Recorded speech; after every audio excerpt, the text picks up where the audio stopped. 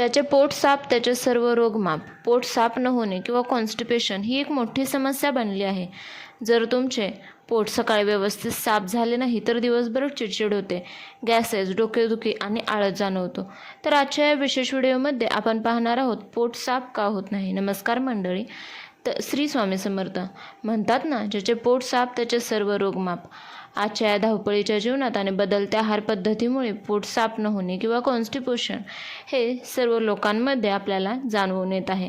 आजच्या या विशेष व्हिडिओमध्ये आपण पोट का साफ होत नाही, त्यामागचे वैज्ञानिक कारण काय, त्यावर रामबाण आयुर्वेदिक उपाय कोणते आणि स्वामी समर्थांच्या सेवेतून आपण यावर कशी मात करू शकतो हे पाहणार आहोत. त्यामुळे व्हिडिओ शेवटपर्यंत पहा, कारण मी एक अशी जादूची मुद्रा सांगणार आहे जी तुमची ही समस्या कायमची दूर करेल. तर पोट साफ न होण्यामागचे वैज्ञानिक कारण पाहूया. तर प्रथम, फायबरची कमतरता. आपल्या आहारात पालेभाज्या आणि फळांचे प्रमाण कमी झाले की आतड्यांची हालचाल मंदावते. तसेच पाण्याचे कमी प्रमाण. शरीरात पाणी कमी असेल तर मल कडक होतो. तसेच बैठी जीवनशैली. शारीरिक हालचाल कमी असल्यामुळे पचनसंस्थेचे स्नायू शिथिल पडतात. तसेच वेळेवर न जेवणे, रात्री उशिरा जेवणे हे बद्धकोष्ठतेचे मुख्य कारण आहे. याच्यावरती आपण पाहूया आयुर्वेदिक घरगुती उपाय. आयुर्वेदात त्याला विबंध म्हणतात. यावर काही खात्रीशीर उपाय ते पाहूया. कोमट पाणी आणि तूप. तर रात्री झोपताना 1 ग्लास कोमट दुधात किंवा पाण्यात 1 चमचा शुद्ध गाईचे तूप टाकून प्या. हे आतड्यांना वंगण म्हणजेच लुब्रिकेशन देते. दुसरा उपाय म्हणजे त्रिफळा चूर्ण. आयुर्वेदातील सर्वात उत्तम औषध. रात्री झोपताना अर्धा चमचा त्रिफळा चूर्ण कोमट पाण्यासोबत घ्या. दुसरा उपाय म्हणजे भिजवलेले मनुके. रात्री 10 ते 12 काळे मनुके भिजत घाला आणि सकाळी रिकाम्या पोटी ते पाणी प्या आणि ते मनुकेही खाऊन घ्या. तसेच पुढचा उपाय म्हणजे कोरफडीचा रस. सकाळी रिकाम्या पोटी 20 मिली कोरफडीचा रस घेतल्याने आतड्यांमधील साठलेली घाण बाहेर पडते. तसेच आहार आणि जीवनशैली म्हणजेच काय करावे आणि काय टाळावे हे समजून घेऊया. काय खावे तर ताक, ओवा, पपई, पेरू, हिरव्या पालेभाज्या आणि कोंडा असलेल्या पिठाची चपाती खावे. टाळावे काय हे आवर्जून ऐका. मैदा, त्यामध्ये बिस्किटे, पिझ्झा, ब्रेड हे आवर्जून खाऊ नये, ते टाळावे. जास्त चहा, कॉफी, तळलेले पदार्थ आणि शिळे अन्न खाऊ नये. तसेच जेवताना पाणी कमी प्या. जेवणानंतर 45 मिनिटांनी कोमट पाणी पिणे हे उत्तम आहे. आता पाहूया आध्यात्मिक आणि धार्मिक उपाय. अध्यात्म सांगते की आपल्या शरीरातील समान वायू बिघडला की पचनाचे विकार होतात. स्वामी समर्थांची सेवा काय करावी. श्री स्वामी समर्थ मंत्राचा जप करताना नाभीवर म्हणजे बेंबीवर लक्ष केंद्रित करा. या कंपनामुळे पचनसंस्थेला ऊर्जा मिळते. तसेच मंत्राग्नी तीर्थ. तांब्याच्या पेल्यात पाणी घेऊन त्यावर उजवा हात ठेवून 11 वेळा तारक मंत्र म्हणावा. हे अभिमंत्रित जल सकाळी रिकाम्या पोटी प्राशन केल्याने पोटाचे विकार दूर होतात, अशी अनेक भक्तांची श्रद्धा आहे. तसेच अन्नाप्रती कृतज्ञता. जेवणापूर्वी वदनी कवळ घेता हा श्लोक म्हणून अन्नाला ईश्वराचा प्रसाद मानून खाल्ल्याने ते शरीराला नीट लागते. तसेच योगासनाने मुद्रा. पोट साफ करण्यासाठी योगासने अत्यंत प्रभावी ठरतात. त्यामध्ये प्रथम मल्लासन. सकाळी उठल्यावर उकडू बसून पाणी पिणे आतड्यांवर दाब निर्माण करते. तसेच पवनमुक्तासन. नावाप्रमाणेच हे शरीरातील वायू बाहेर काढण्यास मदत करते. तसेच विशेष मुद्रा ती म्हणजे अपान मुद्रा. अंगठा, मध्यमा म्हणजेच आपले मिडल फिंगर आणि अनामिका म्हणजेच रिंग फिंगर यांची टोके एकत्र जुळवा. ही मुद्रा दिवसातून 15 मिनिटे केल्याने शरीरातील टाकाऊ पदार्थ बाहेर टाकण्याची प्रक्रिया वेगवान होते. जर तुम्हाला दीर्घकाळापासून हा त्रास होत असेल किंवा शौचावाटे रक्त येत असेल तर घरगुती उपायांसोबतच तज्ज्ञ डॉक्टरांचा सल्ला नक्की घ्या. स्वतःच्या मनाने खूप दिवस औषधे घेऊ नका, कारण त्यामुळे आतड्यांना सवय लागते. वैज्ञानिक दृष्टिकोन. Gut brain connection. मानसिक ताण आणि पोट. विज्ञानानुसार आपल्या आतड्यांना दुसरे मेंदू, सेकंड ब्रेन म्हटले जाते. जर तुम्ही मानसिक तणावात असाल तर त्याचा थेट परिणाम तुमच्या पचनसंस्थेवर होतो. स्ट्रेसमुळे आतड्यांची हालचाल मंदावते.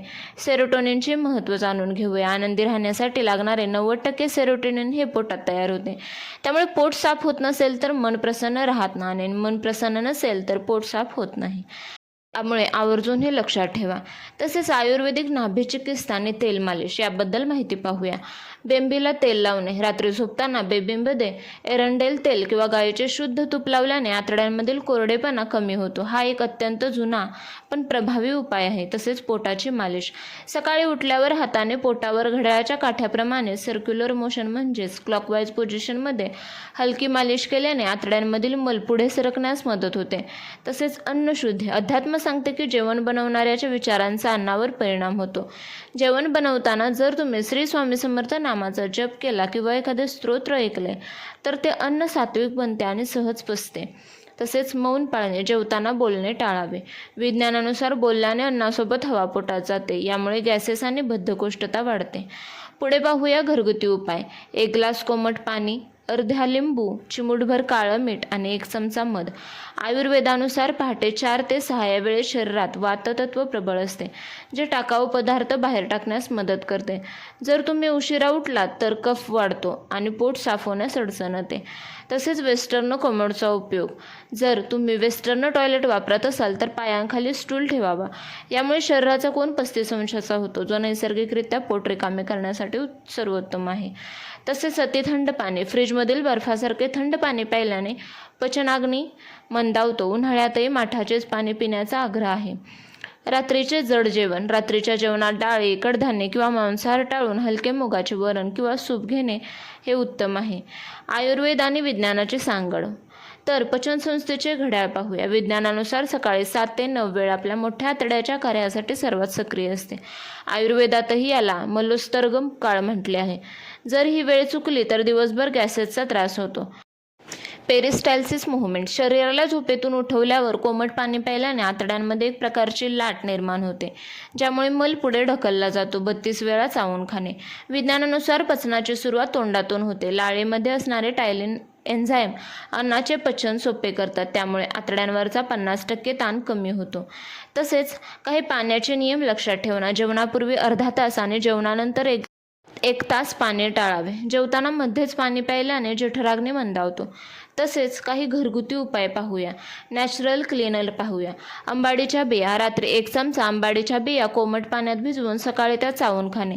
यात भरपूर फायबर, ओमेगा 3 असते. यामुळे काय होते तर आपल्याला पोट साफ होण्यासाठी मदत मिळते.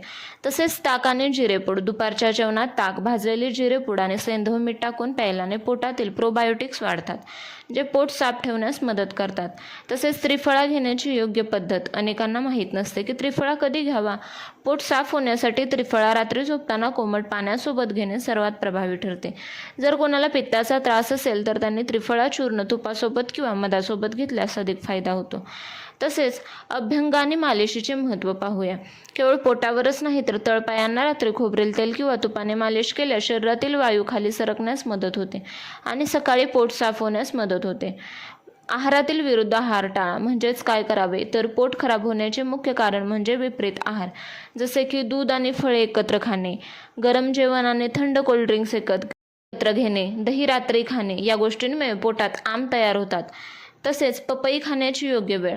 पोट साफ होण्यासाठी पपई उत्तम आहे, पण ती संध्याकाळी 4 ते 6च्या दरम्यान किंवा सकाळी नाश्त्याला खाणे सर्वात जास्त फायदेशीर ठरते. रात्री उशिरा पपई खाणे टाळावे. तसेच मिठाच्या पाण्याचा शंख प्रक्षालन विधी. तर कोमट पाण्यात थोडे सैंधव मीठ टाकून सलग 3 ते 4 ग्लास पाणी पिणे आणि त्यानंतर काही ठराविक योगासने, उदाहरणार्थ ताडासन, तिर्यक ताडासन करणे. यामुळे संपूर्ण पचनमार्ग 1 तासात स्वच्छ होतो. हा उपाय तज्ज्ञांच्या मार्गदर्शनाखाली करावा. तसेच आयुर्वेदात हरड्याला आई म्हटले जाते, कारण आई जशी मुलाची काळजी घेते तशी हरडा पोटाची काळजी घेतो. रात्री अर्धा चमचा हरडा चूर्ण कोमट पाण्यासोबत घेतल्यास जुनाट बद्धकोष्ठता दूर होते. तसेच शौचाच्या वेळी मोबाईल वापरणे टाळा. ही एक आधुनिक पण मोठी समस्या आहे. मोबाईलमुळे लक्ष भरकटते आणि शरीराचा नैसर्गिक वेग मंदावतो. परिणामी जास्त वेळ बसावे लागते आणि मूळव्याधीचा धोका वाढतो. हे आय ओपनर आहे, हे लक्षात ठेवा आणि आपल्या घरात कोण असे मोबाईल घेऊन जात असेल तर त्यांना हे आवर्जून सांगा. तर मंडळी, आज आपण पाहिले की पोट साफ न होण्याच्या समस्येवर आपण आयुर्वेदिक, वैज्ञानिक आणि स्वामी समर्थांच्या आध्यात्मिक सेवेद्वारे कशी मात करू शकतो हे लक्षात ठेवा. निरोगी शरीरातच निरोगी मन वास करते. आपले शरीर हे स्वामींचे मंदिर आहे. त्याची काळजी घेणे हीच खरी भक्ती आहे. आजपासून रात्रीचे जेवण थोडे लवकर करा. जेवण 32 वेळा चावून खाणे. सकाळी उठल्यावर स्वामींचे नामस्मरण करून कोमट पाणी पिण्याची सवय लावा. तुम्हाला स्वतःला तुमच्या शरीरात झालेला सकारात्मक बदल काही दिवसातच जाणवेल. जर तुम्हाला आजची सविस्तर माहिती आणि हे उपाय आवडले असतील तर या व्हिडिओला लाईक करा. तुमच्या एका शेअरमुळे कोणाचे तरी जुनाट आजार बरे होऊ शकतात. त्यामुळे हा व्हिडिओ तुमच्या लोकांना शेअर करा. अशाच पद्धतीने अध्यात्म आणि आरोग्याची सांगड घालणारे व्हिडिओ पाहण्यासाठी आपल्या चॅनलला सबस्क्राईब करायला विसरू नका. तुमच्या काही शंका असतील किंवा तुम्हाला कोणत्या नवीन विषयावर व्हिडिओ हवा असेल तर कमेंटमध्ये नक्की सांगा. आणि हो, कमेंटमध्ये श्री स्वामी समर्थ लिहायला विसरू नका. पुन्हा भेटूया अशाच एका माहितीपूर्ण व्हिडिओसह. तोपर्यंत आरोग्य जपा, आनंदी रहा. श्री स्वामी समर्थ.